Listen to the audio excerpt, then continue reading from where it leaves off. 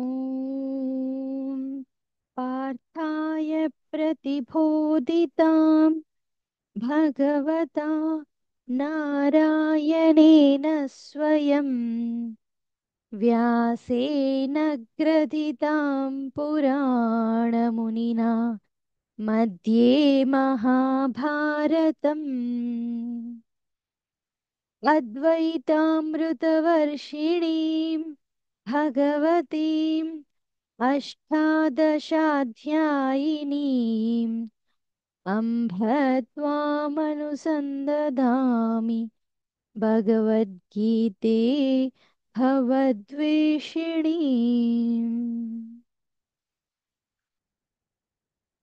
हरि ओम्।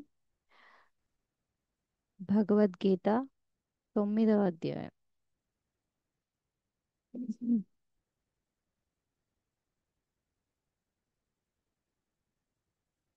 తొమ్మిదో అధ్యాయం రాజవిద్య రాజగుహ్య యోగం.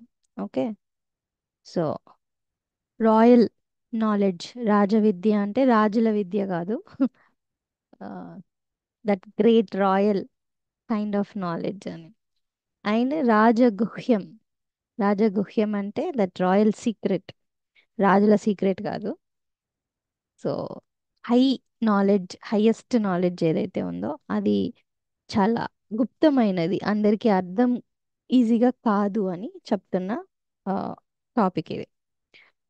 చాంటింగ్ క్లాసే, మీనింగ్ ఏం చెప్పట్లేదు, బట్ టైటిల్ చాలా వెరీ గ్రేట్ ఇంపార్టెంట్ టైటిల్ కాబట్టి చెప్పాను. అండ్ మనం భగవద్గీత ఆల్మోస్ట్ చాంటింగ్ 9th చాప్టర్కి వచ్చాం. ఆల్మోస్ట్ 12th అండ్ 15th అయిపోయాయి అనుకోండి, బట్ స్టిల్ 9th చాప్టర్ వరకు మనం సగం సగం పైన వచ్చేసాము. సో ఇప్పటి నుంచి చాలా ఫాస్ట్గా ముందుకెళ్ళిపోతాం. ఇంకా ఇప్పటి వరకు ఎట్లయితే రూల్స్ తోటి వచ్చామో ఇంకా ఫాస్ట్గా ముందుకు వెళ్ళిపోతాము. సో మీరు ప్రాక్టీస్ చెయ్యాలి. ఎవరైతే యూట్యూబ్లో వింటున్నారో వాళ్ళు, మీరు అందరూ కూడా ప్రాక్టీస్ చేస్తేనే వస్తుంది. లేకపోతే నేను చెప్పడం వేస్ట్, మీరు అక్కడ నుంచి అనడం వినడం కూడా వేస్ట్. ఇంట్లో కానీ మీ మీ ఏవైనా స్పెషల్ డేస్లో కానీ ఏదైనా 41 days 21 days అలా ఒకటి పెట్టుకొని పారాయణం చేస్తూ ఉంటే వస్తుంటుంది. అలా చేస్తున్నప్పుడే మనసులో ఉన్న కల్మషాలు, మనసులో ఉన్న బ్లాకేజెస్ అన్నీ కూడా క్లియర్ అయిపోయి అనవసరమైన ప్రెషర్స్ అన్నీ ఎగ్జాస్ట్ అయిపోతుంటాయి. డీప్ వాసనాస్ ఏవైతే కూడుకొని ఉన్నాయో అవన్నీ ఆ, సత్ వాక్యాలు మనం మాట్లాడడం వల్ల మనసు తేలిక అవుతుంది, మనసు ప్రశాంతం అవుతుంది, మనసు అలజడుల నుంచి, చంచలత్వం నుంచి నిర్మలంగా మారుతుంది. లేదు ఇవి ఒక అక్షరాలే, అవి ఒక అక్షరాలే, ఏదైతే ఏంటి అని అంటే మాత్రం వైబ్రేషన్స్ని మనం రిసీవ్ చేసుకోలేం. సంస్కృత భాషనే దేవనాగరి, దేవ భాష. భాషలోనే గొప్పతనం ఉంటుంది. ఆ భాషలో ఉన్న గొప్పతనాన్ని మనం అర్థం చేసుకోకపోయినా సరే, అట్లీస్ట్ అది ఉన్నది ఉన్నట్టయినా పలకడానికి, అందులో ఉన్న ఏవైనా స్తోత్రాలు, శ్లోకాలు ఏవైనా కొంచెం సేపైనా మనం డైలీ నిత్య జీవితం, నిత్య పారాయణంలో మనం టైం టేబుల్ షెడ్యూల్ చేసుకోకపోతే ఫస్ట్ వాక్ శుద్ధి అవ్వదు. ఎందుకంటే మన నోట్లో రోజు ఎన్నో మాట్లాడుతూ ఉంటాం. అబద్ధాలే అయ్యుండొచ్చు, లేకపోతే ఇంకేదైనా అయ్యుండొచ్చు, పనికిరాని మాటలే అయ్యుండొచ్చు. వాక్ శుద్ధి అనేది నోట్లో బ్రష్ చేసి క్లీన్ చేస్తాం, కానీ వాక్ శుద్ధి ఎలా చేస్తాం? సో వాక్ శుద్ధి వెరీ ఇంపార్టెంట్. మనం కొన్నిసార్లు అనుకుంటాం కదా, నేను చాలా అనుకుంటున్నానండి ఇది జరగట్లేదు అని అంటే, ఎందుకంటే ఎక్కడో శుద్ధత్వం కోల్పోతున్నాం మనం. సో వాక్ శుద్ధి అనేది వెరీ ఇంపార్టెంట్. వాక్ శుద్ధి రావాలంటే ముందు స్పష్టంగా విని ప్రాక్టీస్ చేస్తేనే వస్తుంది.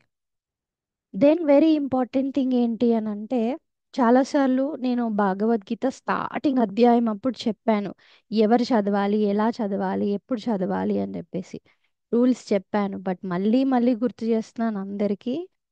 ఫస్ట్ థింగ్, మనకి చదువుదాము అని ఆసక్తి ఉండాలి. ఎవరికో చూపించుకోవడానికి, నేను గొప్ప, నాకు కూడా చదువు వస్తుంది, ఇలాంటివి కాదు. నేను భగవద్గీతలో ఏముంది, భగవంతుడు నా కోసం ఏం చెప్పాడు అనే విషయాన్ని తెలుసుకోవడానికి నేను ఇది నేర్చుకుంటున్నాను అనే ఒక భావంతో స్టార్ట్ చేయాలి. సెకండ్ థింగ్ ఏంటి అని అంటే, నాలుక మనకి ఫ్లెక్సిబుల్ లేకపోతే కూడా కొన్ని మనసులో అనుకుంటాం కానీ బయటికి అవి పలకలేం. సో మనం తినే ఆహారంలో కూడా మార్పు చేర్పులు ఉండగలగాలి. సింపుల్గా ఏదైనా సరే నేను తినేస్తాను మళ్ళీ ఇవి కూర్చొని చదువుతాను అని అంటే తిరగదు నాలుక. నాలుక బండలాగా అలాగే ఉంటుంది. సో దయచేసి ఫుడ్ హ్యాబిట్స్ కూడా మార్చుకోగలగాలి. మిమ్మల్ని అందరినీ సడన్గా నేను మొత్తానికి ఏదో అయిపోమని చెప్పట్లేదు. బట్ కొంచెం కొంచెం కొంచెం కొంచెం అన్నా సరే ఫుడ్లో హ్యాబిట్స్లో మార్పులు రావాలి. వస్తే నాలుక ఫ్లెక్సిబిలిటీ వల్ల లోపల క్లీనింగ్ ఉంటుంది, బయట క్లీనింగ్ ఉంటుంది. ఇది స్లోగా స్లోగా మనస్సులో ఉన్న ఆలోచనల మీదకి కూడా ఎఫెక్ట్ చూపిస్తుంది. ఇవన్నీ క్లాసులు వినడానికి కాదు, ఇవి ఆచరించినప్పుడే మనం ఒక కొత్త జీవితాన్ని చూస్తాం. This is what I want to say. ఈ హాఫ్ చాప్టర్స్ అయిపోయిన సందర్భంగా మనం కొంచెమైనా సరే ముందుకెళ్తున్నామా, లేకపోతే ఎక్కడో స్టక్ అయిపోయి బయట అన్ని కాంపిటీషన్సే ఉన్నాయి. ఆధ్యాత్మికత కాంపిటీషన్ కాదు, స్పిరిచువాలిటీ కాంపిటీషన్ కాదు. నేను ఫస్ట్, నేను ఫస్ట్, నేను సెకండ్, నేను సెకండ్ అని చూపించుకునేది ఏం లేదు ఇక్కడ. మనం ఎంత అంతర్గతంగా మనస్సుని లోపలికి తీసుకెళ్తూ ఉంటే మనసు అంత విశాలమై ప్రపంచంలో ప్రతి ఒక్క దాంట్లో భగవంతుడు మనకి స్ఫురిస్తూ ఉంటాడు. లేదు అనుకుంటే ఇది ఏదో ఒక సబ్జెక్ట్ నేర్చుకున్నాము, ఇన్ని సర్టిఫికెట్స్ వచ్చాయి, ఇన్ని ర్యాంక్స్ వచ్చాయి, ఇన్ని మెడల్స్ వచ్చాయి అనే దానికి ఆ పిహెచ్డీలు చేసేది కాదు. ఆధ్యాత్మికత is not like that. So ఇవన్నీ గుర్తుపెట్టుకొని ప్రతిదీ మనం భావిస్తూ దాన్ని పొందాలి అనే ఆలోచనతోటి ఆ, ఇంకా అంతర్గతంగా ముందుకెళ్తుంటే సంస్కృతం భాష, అదొక భాష అంతే. సో భాషలో రూల్స్ ఉంటాయి, నేర్చుకోవాలి, గ్రామర్ ఉంటుంది. ఎస్, ఈ అధ్యాయంతో పాటు కొన్నిసార్లు అవి కూడా చెప్తాను. బట్ మీరు ప్రాక్టీస్ చేయకపోతే మాత్రం ఏమీ జరగదు. నేను ఎంత బాగా చెప్పినా పర్వాలేదు, నేనేం చెప్పకపోయినా కూడా పర్వాలేదు, మీకు ప్రాక్టీస్ అనేది రావాలి. సో దయచేసి అందరూ వినేవాళ్ళు, యూట్యూబ్లో వినేవాళ్ళు, తర్వాత రికార్డింగ్ వినేవాళ్ళు కూడా అందరూ ఏదో ఒక టైం, రోజులో 10 నిమిషాలు, పావుగంట పెట్టుకొని మీకు ఏదైనా టఫ్గా ఉందా మళ్ళీ మళ్ళీ వింటూ నేర్చుకోండి, లేదా ఈజీగా ఉందా దాన్ని ఇంకా కొంచెం స్పష్టంగా, క్లారిటీగా, ప్రశాంతంగా ప్రాక్టీస్ చేస్తూ ఉండండి. రైట్. సో 9వ అధ్యాయం శ్రీమద్ భగవద్గీతలో very very important chapter. So ఈ శ్లోకాస్ అయిపోవడంతో మనం మీనింగ్కి కూడా వెళ్దాం. ఇది అయిపోయే, ఇది లాస్ట్ ఎండ్ చేస్తూ. రైట్. ఓం శ్రీకృష్ణ పరబ్రహ్మణే నమః. श्रीमद्भगवद्गीता अथ नवमोऽध्यायः। राजविद्या राजगुह्ययोगः। श्रीभगवानुवाच इदं तु ते गुह्यतमं प्रवक्ष्याम्यनसूयवे। इदं तु ते గుహ్యతమం. గుహ్యం అంటే సీక్రెట్, హకి యావత్తు. గుహ్యతమం యూనో, దాంట్లో ఇంకా డీప్ సీక్రెట్ లాగా. ప్రవక్ష్యామి అనసూయవే. ప్రవక్ష్యామ్యనసూయవే. జ్ఞానం విజ్ఞాన సహితం యజ్ఞాత్వా మోక్ష్యసే శుభాత్. యద్ జ్ఞాత్వా మోక్ష్యసే అశుభాత్. అవగ్రహం ఉంది కదా అక్కడ, సే తర్వాత అశుభాత్. మోక్ష్యసే అశుభాత్. అ అనే సౌండ్ రావాలి మధ్యలో. రైట్. ఓకే. అథ నవమోऽధ్యాయः. अथ नवमोऽध्यायः। राजविद्या राजगुह्ययोगः। राजविद्या राजगुह्ययोगः। श्रीभगवानुवाच श्रीभगवानुवाच इदं तु ते गुह्यतमम् इदं तु ते गुह्यतमम्। इदम् ప్రవక్ష్యామ్యనస్. టూ టైమ్స్ చెప్పండి. इदं तु ते गुह्यतमम् प्रवक्ष्याम्यनसूयवे। प्रवक्ष्याम्यनसूयवे प्रवक्ष्याम्यनसूयवे ज्ञानं विज्ञानसहितं। ज्ञानं विज्ञानसहितं ज्ञानं विज्ञानसहितम् यज्ञात्वा मोक्ष्यसे शुभात्। यज्ञात्वा मोक्ष्यसे शुभात् यज्ञात्वा मोक्ष्यसे शुभात् చెప్పండి. अथ नवमोऽध्यायः राजविद्या राजगुह्ययोगः श्रीभगवानुवाच इदं तु ते गुह्यतमं प्रवक्ष्याम्यनसूयवे ज्ञानं विज्ञानसहितं यज्ञात्वा రామచందర్ గారు. हरि ओम माताजी। हरि ओम. श्रीभगवानुवाच इदं तु ते गुह्यतमं प्रवक्ष्याम्यनसूयवे ज्ञानं विज्ञानसहितं यज्ञात्वा मोक्ष्यसे शुभात्। రైట్. పావని.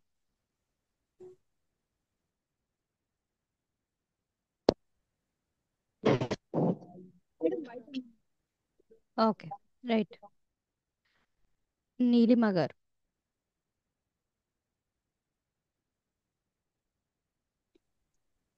श्रीभगवानुवाच इदं तु ते गुह्यतमं प्रवक्ष्याम्यनसूयवे ज्ञानं विज्ञानसहितं यज्ञात्वा मोक्षसे शुभात्। రైట్. దీక్షిత ట్రై చేయి. దీక్షిత.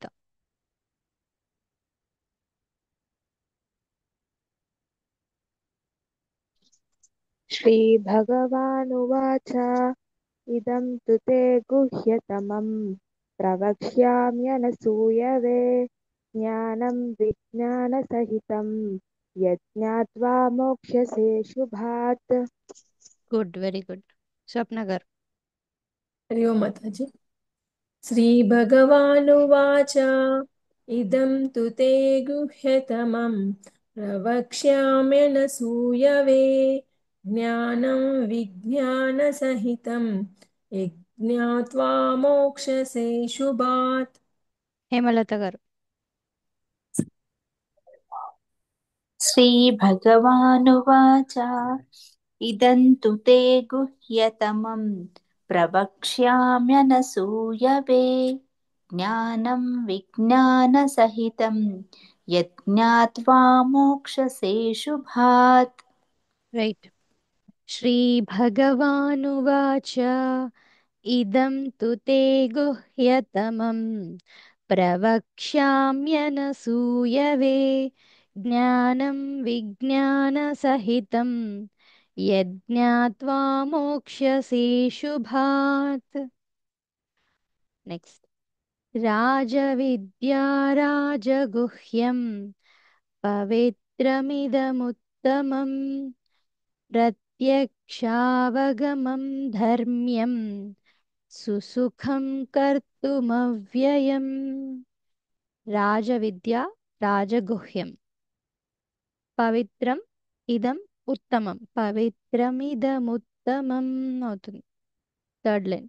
ప్రత్యక్షావగమం ధర్మ్యం రాకి మావత్తు యావత్తు ధర్మ్యం ప్రత్యక్షావగమం ధర్మ్యం ధ సుసుఖం కర్తుం అవ్యయం కర్తుమవ్యయం.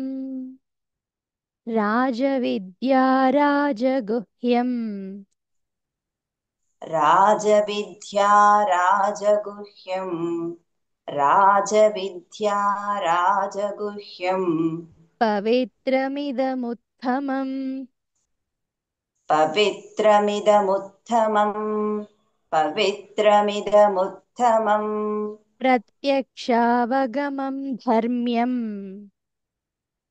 प्रत्यक्षावगमं धर्म्यम् प्रत्यक्षावगमं धर्म्यम् सुसुखं कर्तुमव्ययम् सुसुखं कर्तुमव्ययम् सुसुखं कर्तुमव्ययम् हम्म, राजविद्या राजगुह्यम् पवित्रमिदमुत्तमम् प्रत्यक्षावगमं धर्म्यम् सुसुखं कर्तुमव्ययम् शालिनी गाరు राजविद्या राजगुह्यं पवित्रमिदमुत्तमं प्रत्यक्षावगमं धर्म्यं सुसुखं कर्तुमव्ययम् నాగలత हरि ओम माताजी। हरि राजविद्या राजगुह्यं पवित्रमिदमुत्तमं प्रत्यक्षावगमं धर्म्यं सुसुखं कर्तुमव्ययम्। సంగీత यो హరి राजविद्या राजगुह्यं पवित्रमिदमुत्तमम् प्रत्यक्षावगमं धर्म्यं सुसुखं कर्तुमव्ययम्। రైట్ వెంకటేష్ చెప్తావా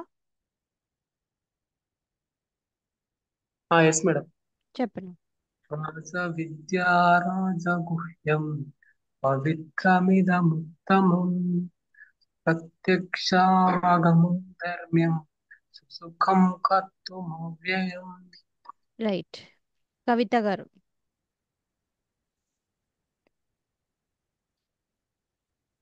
అన్మ్యూట్ చేసుకోండి కవిత గారు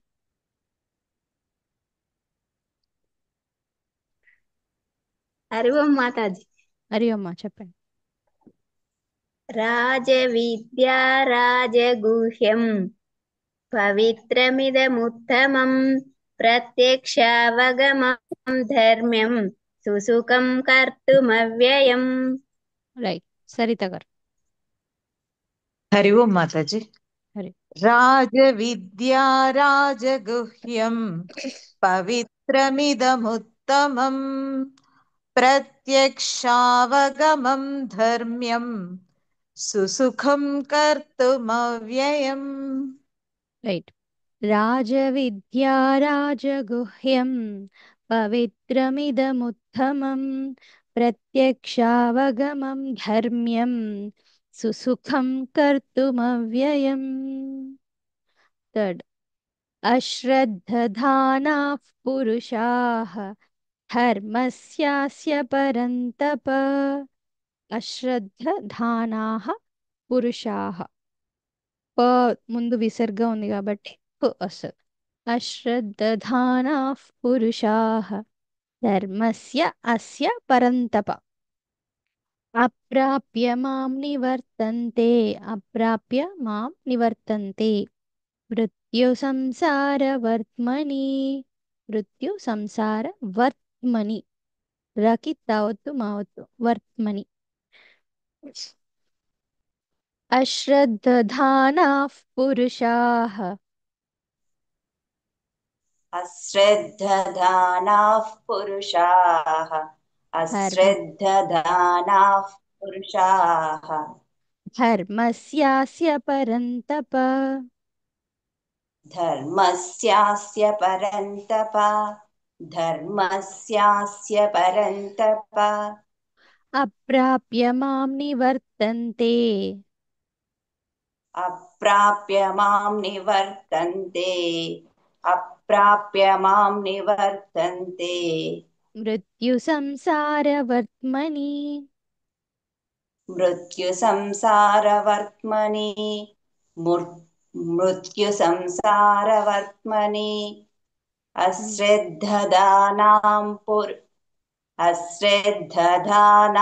पुरुषाः धर्मस्यास्य परन्तप अप्राप्य मां निवर्तन्ते मृत्युसंसारवर्त्मनि రామచంద్ర గారు अश्रद्धधानाः पुरुषाः धर्मस्यास्य परन्तप अप्राप्य मां निवर्तन्ते मृत्युसंसारवर्त्मनि హేమలత గారు.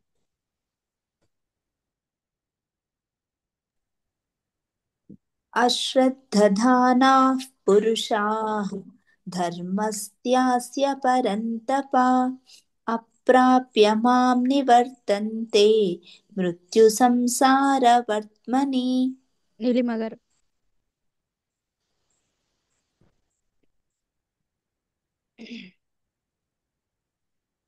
अश्रद्धानः पुरुषाः धर्मस्यास्य అశ్రద్ధధానా sorry अश्रद्धधानाः पुरुषाः धर्मस्यास्य परन्तप अप्राप्य मां निवर्तन्ते मृत्युसंसारवर्त्मनि దీక్షిత. अश्रद्धदानाः पुरुषाः धर्मस्यास्य परन्तप अप्राप्य मां निवर्तन्ते मृत्युसंसारवर्त्मनि రైట్. గజవాడ శ్రీదేవి గారు.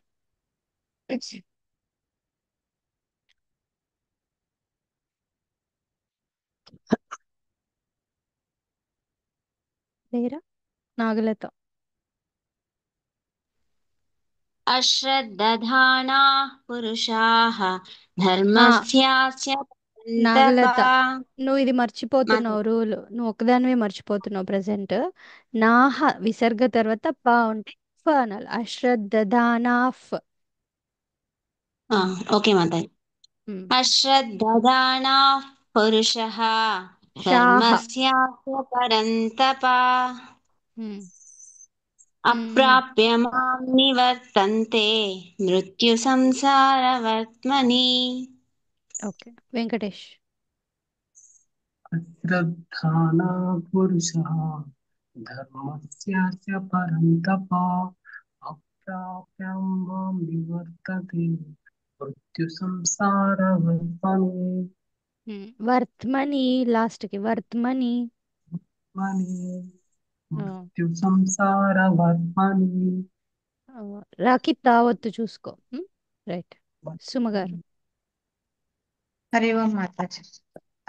अश्रद्धधानपुरुषाः धर्मस्यास्य परन्तप अप्राप्य मां निवर्तन्ते मृत्युसंसारवर्त्मनि స్వప్న గారు. अश्रद्धादानः पुरुषः धर्मस्यास्य परन्तप अप्राप्य मां निवर्तन्ते मृत्युसंसारवर्त्मनि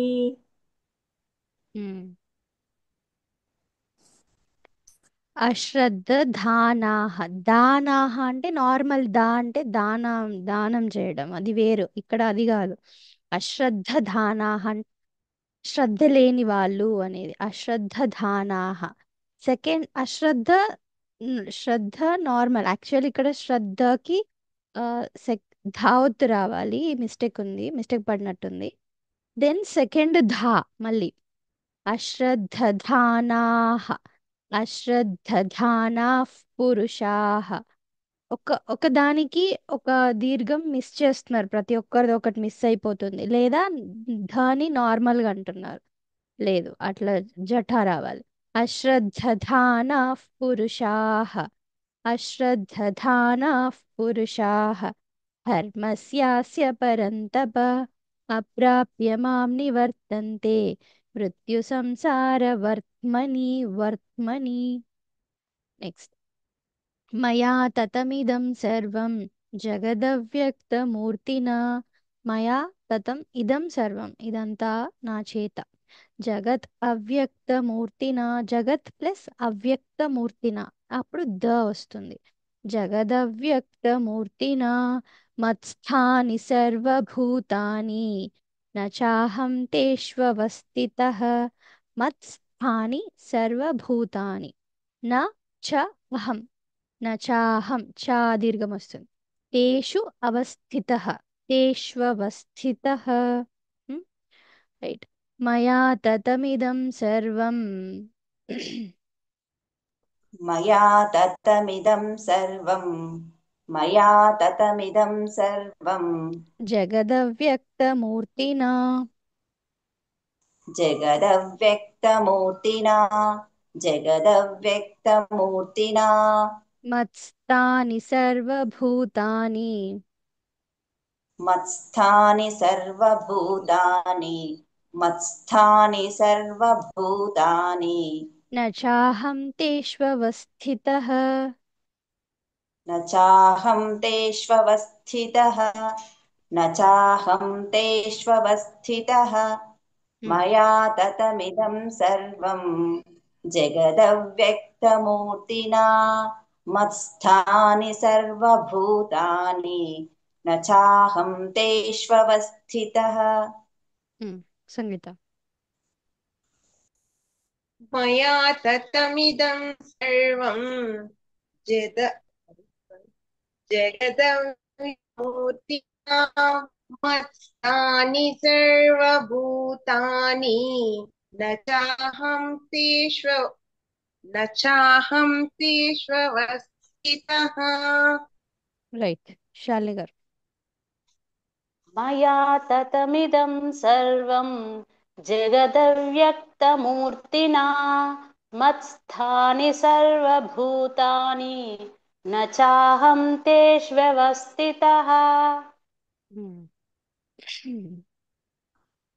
సుమగారు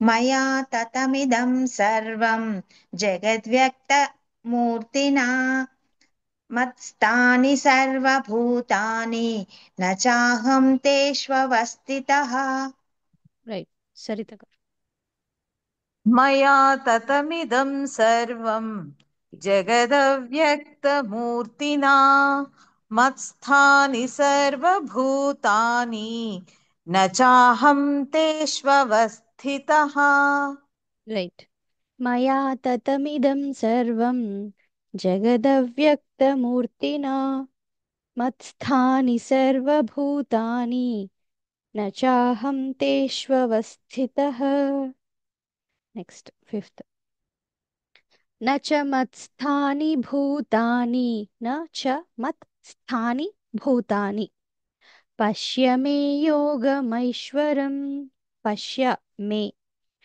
मे म అది సంధిలో మే అయిపోతుంది పశ్య మే యోగం ఐశ్వరం योगमैश्वरं भूतभृन्न च भूतस्थः भूतभृन् न च नకి నవత్ వస్తుంది न च भूतस्थः ममात्मा भूतभावनः ममात्मा भूतभावनः न च मत्स्थानि भूतानि न च मत्स्थानि भूतानि न च मत्स्थानि भूतानि पश्य मे योगमैश्वरम् पश्य मे योगमैश्वरम् पश्य मे योगमैश्वरम् भूतभृन्न च भूतस्थः भूतभृन्न च भूतस्थः भूतभृन्न च भूतस्थः ममात्मा भूतभावनः ममात्मा भूतभावनः ममात्मा भूतभावनः न च मत्स्थानि भूतानि पश्य मे योगमैश्वरम् भूतभृन्न च भूतस्थः ममात्मा भूतभावनः रामचंद्र कर न च मत्स्थानि भूतानि पश्य मे योगमैश्वरम् भूतभृन्न च मद्भूतस्थः ममात्मा भूत ममात्मा भू ऐश्वर्या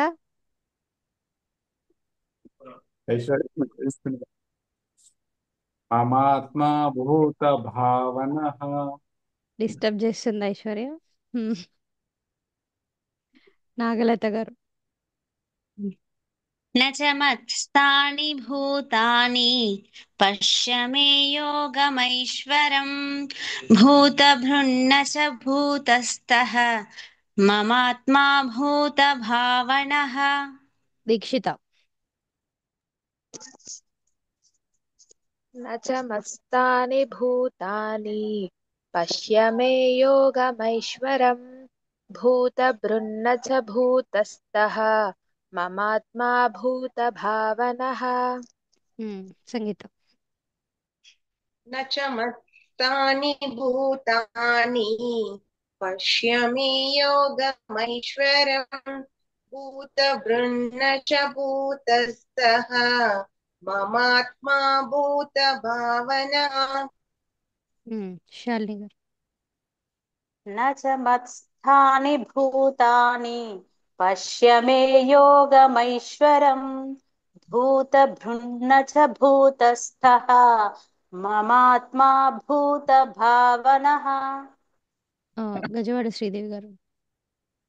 నమస్తాని భూతాని పశ్య మే యోగమైశ్వరం భూతభృన్నచ్చ భూతస్థః మమాత్మా భూతభావనః. నీలిమా గారు. न च मत्स्थानि भूतानि पश्य मे योगमैश्वरम् भूतभृन्न च भूतस्थः ममात्मा भूतभावनः కవిత గారు.